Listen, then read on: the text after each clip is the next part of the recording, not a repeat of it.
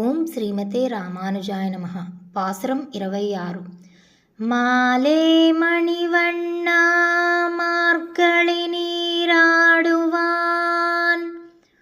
மேலையார் செய்வன்கள் வேண்டுவன கேட்டியேல் ஞாலத்தை எல்லாம் நடுங்க முரல்வனா பாலன்ன வண்ணத்து உன் பாஞ்சஜன்யமே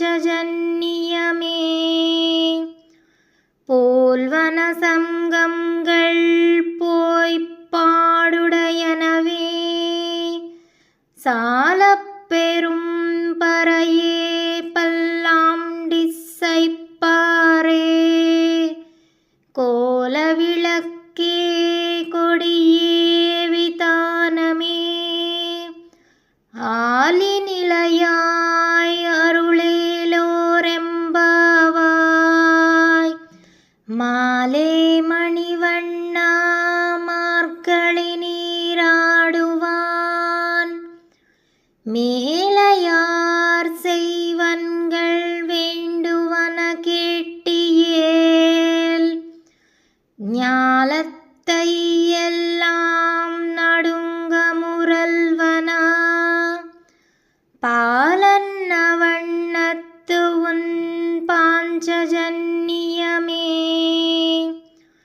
போல்வன சங்கங்கள் போய்ப் பாடுடையனவே சாலப் பெரும் பறையே பல்லாம் டிசைப்பாரே கோல விளக்கே கொடியே விதானமே ஆலி நிலையாய் அருளேலோரெம்பாவாய். ஸ்ரீ ஆண்டாள் దివ్య తిరువడిகளே శరణం. భావము ఆశ్రిత వ్యామోహమే స్వరూపముగా కలిగిన ఇంద్ర నీలమణి వంటి శరీరము కలవాడా ఓ వటపత్రసాయి, మార్గశీర్షమాస స్నానము చేయగా వచ్చాము. మా పూర్వులను ఈ స్నాన వ్రతాన్ని ఆచరించి ఉన్నారు. ఈ వ్రతానికి అవసరమగు పరికరములను నిన్ను అర్థింపగా వచ్చాము. దయచేసి ఆలకింపుము. భూమండలమంతయు వణుకు కలిగించినట్లు ధ్వనించే పాల వంటి తెల్లనైన శంఖములు సరిగా నీ పాంచజన్యము వంటివి కావలను. అతిపెద్దనైన పరా వంటి వాద్యములు కావలను. మృదు మధురమైన కంఠములతో మంగళగానాలను పాడే భాగవతులను కావలను. వ్రతంలో ముందుకు సాగే నిమిత్తం మంగళదీపము కావాలి. వ్రాత సంకేతములుగా అనేక చాందినీలు కావాలి.